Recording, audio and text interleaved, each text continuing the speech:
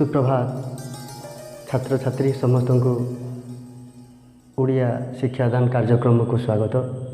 आज आम 10म श्रेणीर साहित्य बहीर षष्ठ प्रसंग सर्वम सोहा माटी विषय पढ़ा जावा।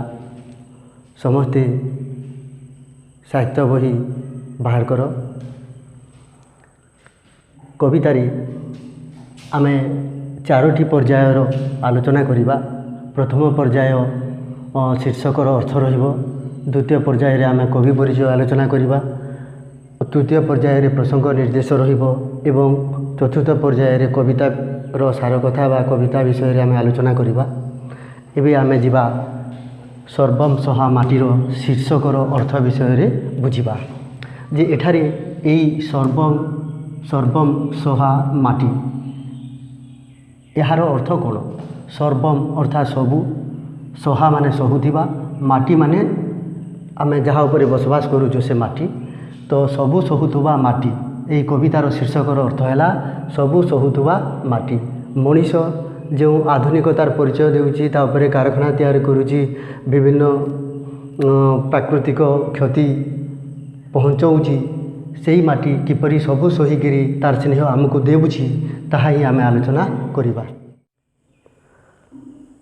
एबे आमे पिला माने कवि परिचय पढ़िबा। विद्युत प्रभा देवी सर्वम सोहा माटी लिखिछंती। कवि परिचय तांको विषय आमे किछि जानिबा। कवि नारी कवि को जन्मस्थान हेउची अविभक्त कटक जिला आउ ग्राम हेउची नाटरा ग्राम रे से जन्मग्रहण करथिले। से 1926 मसीहारे जन्मग्रहण करथिले एवं 1977 मसीहारे तांकर स्वर्गवास होइथिला। एबे से क्यों क्यों पुस्तक सब रचना करथिले पिला माने आमे से विषय टिके बुझिबा जानिबा। खातारे सब टिके लिखिलियो समस्ते भलो हेबो। मरीचिका, बिहायसी, स्वप्नदीप, जाहाकु जीए, माटी पानी पवन, संचयन आदि तांकर एक विशिष्ट पुस्तक सब। से संचयन पुस्तक पाई ओडिशा साहित्य एकाडेमी पुरस्कार पाइथिले। आमे जो कविता पढ़िबा सर्वम सोहा माटी यही कविताटी तांकर माटी पानी पवन पुस्तकरू संगृहीत होइछि।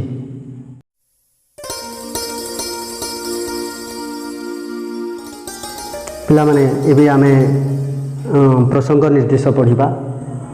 माटी को माँ सहित तुलना करा जाउछि। यही सर्वम सोहा माटी कवितार प्रसंग हेउछि जे माटी को माँ सहित तुलना करा जाउछि। माटी हेउछि माँ परी। माटीर मोहनीय गुण को एठारे दर्शा जाउछि। मनुष्यर जो सुप्त दिव्य चेतना सब रहुछि ताकू जाग्रत करिबा पई एठारे नारी कवि जो आह्वान देइछन्ति ताहा एही प्रसंग रे आमे पढ़िबा। माटी माँ रो स्नेह, प्रेम, अनुराग, भल पाइबा, त्याग आदिर चित्र मध्य एही कवितारे आमे देखिबाकू पाइबा। एबे पिला माने कविता आलोचना आमे पढ़िबा।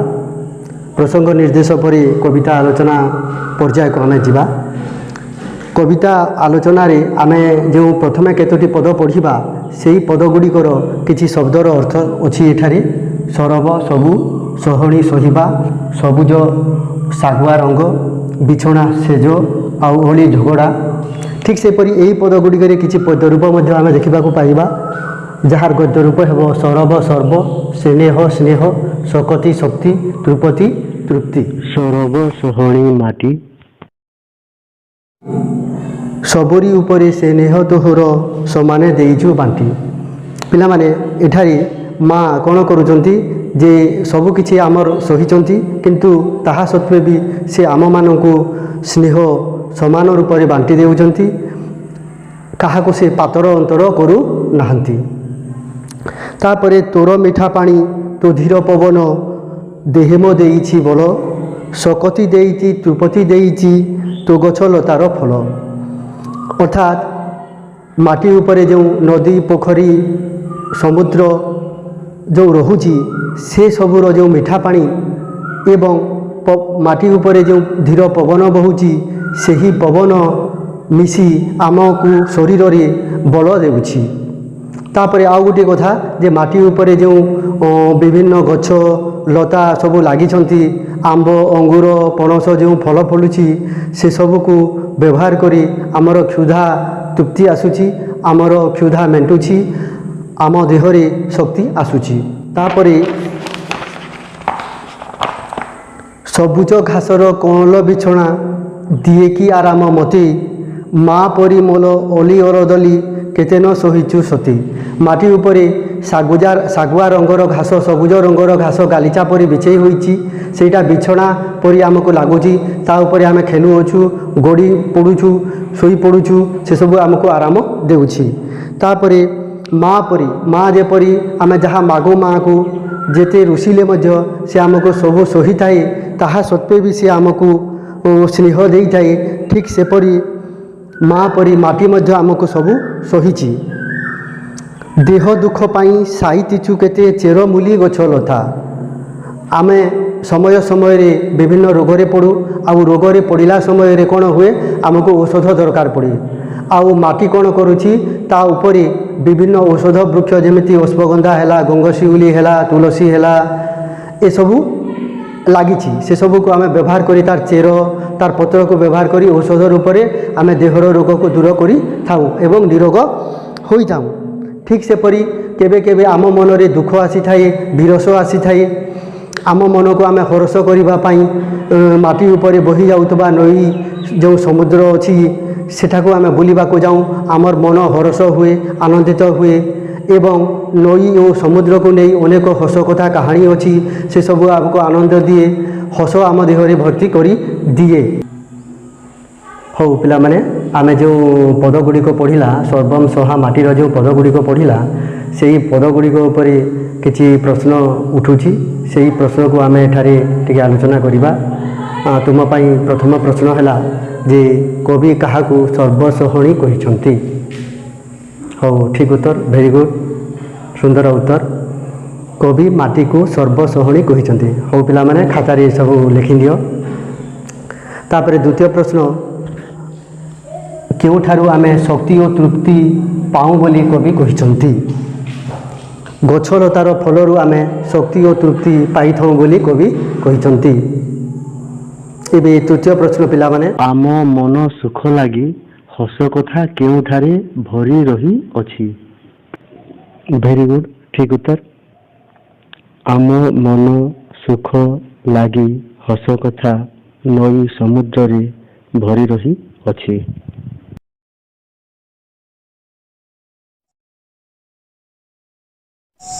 କବିତା ଆଲୋଚନାର ଦ୍ୱିତୀୟ ପର୍ଯ୍ୟାୟକୁ ଛାତ୍ରଛାତ୍ରୀମାନେ ସମସ୍ତଙ୍କୁ ସ୍ୱାଗତ।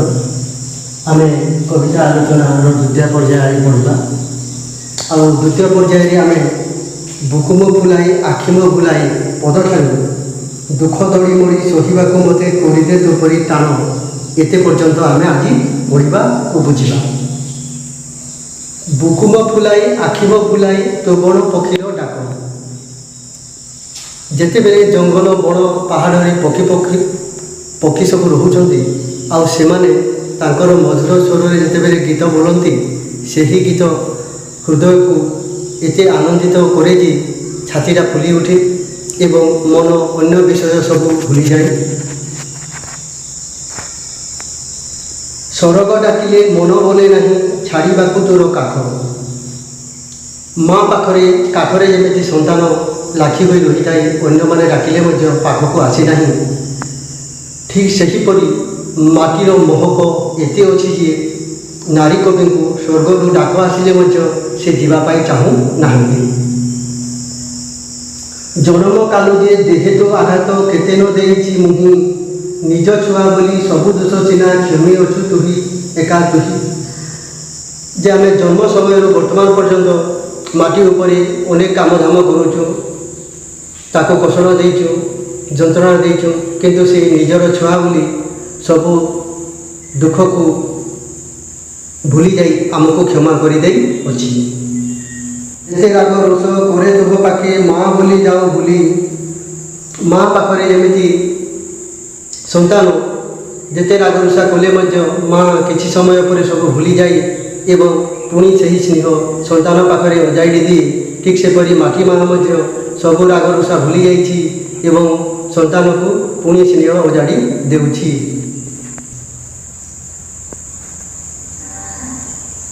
କେତେ ତପ କରି ଏହି ଜନ୍ମରେ ଆସିଛି ତୋ ଦେଶ ବୁଲି।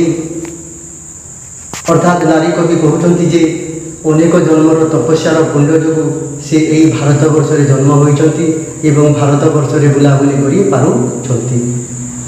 ଅମାପ ଧରି ଯେଉଁ ଦେ ଟିକେ ମୋତେ ନିଦା ହେଉ ମୋର ଛାତି, ସେହି ଧରଣୀ ମା ଭାରତ ମା ପାଖରେ ଯେଉଁ ସହନଶୀଳ ଶକ୍ତି ରହିଛି, ନାରୀ କବି ଆଶୀର୍ବାଦ ମାଗୁଛନ୍ତି, ଭିକ୍ଷା କରୁଛନ୍ତି ଯେ ସେହି ସହନ ଶକ୍ତିରୁ ଟିକେ ତାଙ୍କୁ ଦିଆଯାଉ ଏବଂ ତାଙ୍କ ଛାତି ମଧ୍ୟ ଟାଣ ହୋଇଯାଉ ଏବଂ ସେ ଧୈର୍ଯ୍ୟର ସହ ସବୁ ଦୁଃଖ କଷ୍ଟକୁ ସହି ପାରନ୍ତୁ।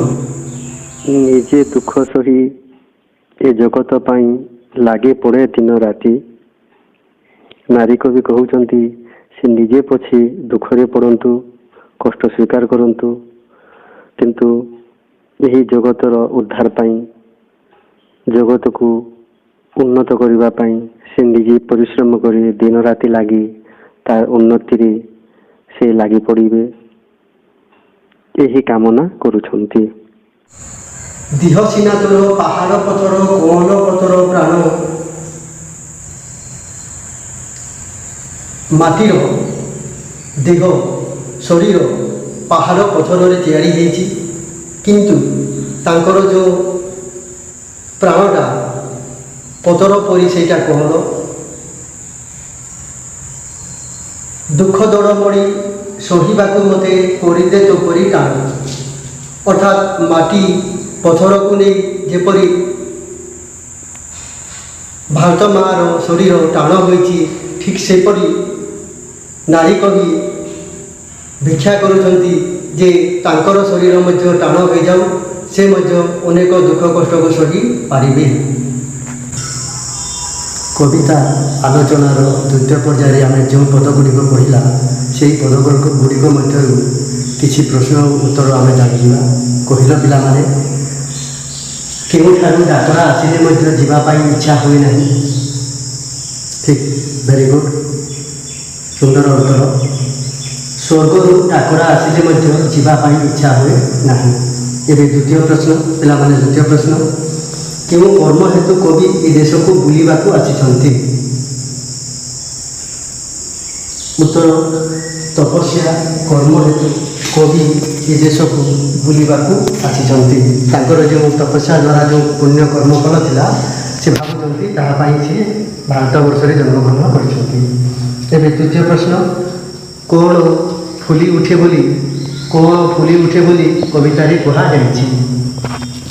ଉତ୍ତର, ବୁକୁ ଫୁଲି ଉଠେ ବୋଲି କବିତାରେ କୁହାଯାଇଛି।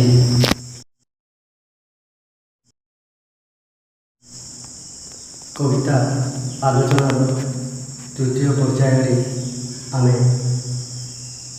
ତୋର ମୁକତିରେ ମୋର ମୁକତି ମା ପଦଠାରୁ କେଉଁଠି ହଜିଛି ଖୋଜି ଦେ ମୋର ଚେତନାର ଚାବିକାଠି ପର୍ଯ୍ୟନ୍ତ ପଢ଼ିବା। ସେହି ପଦଗୁଡ଼ିକ ମଧ୍ୟରେ କିଛି କଠିନ ଶବ୍ଦ ଅଛି, ତାର ଅର୍ଥ ପ୍ରଥମେ ଜାଣିଯିବା। ଶବ୍ଦର ଅର୍ଥ ଅନ୍ତର, ହୃଦୟ, ପାହାନ୍ତି ପ୍ରଭାତ, ପାହି ଶେଷ, ଚେତନ ଜାଗ୍ରତ, ଦେବଭୂମି ଦେବତାଙ୍କ ବାସସ୍ଥାନ। ଏଠାରେ ଏହି ପଦଗୁଡ଼ିକରେ କିଛି ପଦ୍ୟରୂପ ରହୁଛି, ତାକୁ ଆମେ ଗଦ୍ୟ ରୂପରେ ପ୍ରକାଶ କରିପାରିବା। ମୁକତି, ମୁକ୍ତି, ସପନେ, ସ୍ୱପ୍ନେ, ଗର୍ଭା, ଗର୍ଭା। ଏବେ ପିଲାମାନେ ଆମେ ପଦଗୁଡ଼ିକର ଅର୍ଥକୁ ବୁଝିବା। ତୋର ମୁକତିରେ ମୋର ମୁକତି ମା ତୁ ହସେ ମୋର ହସ। ଅର୍ଥାତ୍ ଭାରତ ମା ମୁକ୍ତିରେ ଆମ ସମସ୍ତଙ୍କର ମୁକ୍ତି ରହିଅଛି। ଯଦି ଏ ଦେଶ ହସିବ ତାହେଲେ ଆମ ସମସ୍ତଙ୍କ ମୁହଁରେ ହସ ଫୁଟିବ। ତୋହରି ଅନ୍ତର ଆଦେଶେ ଚଲେ ମୁଁ ଘୋଷି ତୋର ମହାଯଶ।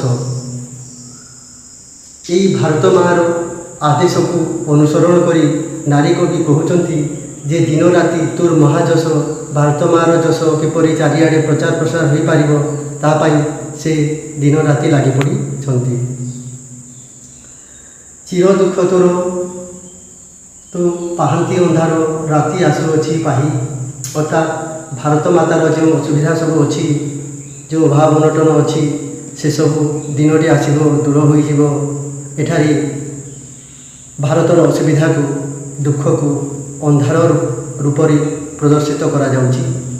ଯାହାର ରାତି ପାହିଯିବା ଅର୍ଥାତ୍ ସେହି ଦୁଃଖ କଷ୍ଟ ଦିନେ ନା ଦିନେ ଶେଷ ହୋଇଯିବ। ଆଉ ଭାରତ ପାଇଁ କ'ଣ ଆସିବ? ସେ ନୂଆ ସପନେ ଫୁଲେ ମୋ ଆନନ୍ଦେ ଜୟ ଗାନ ତୋର ଗାଇ।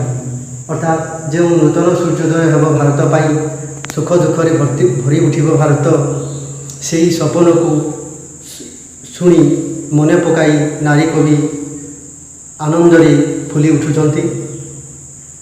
ଆଉ ସେହି ଭାରତ ମାତାର ନିତ୍ୟ ଜୟଗାନ କରୁଛନ୍ତି। ତୁହି ଦେବଭୂମି, ତୁହି ବୀରଭୂମି, ତୁହି ମୋ ଭାରତ ମା।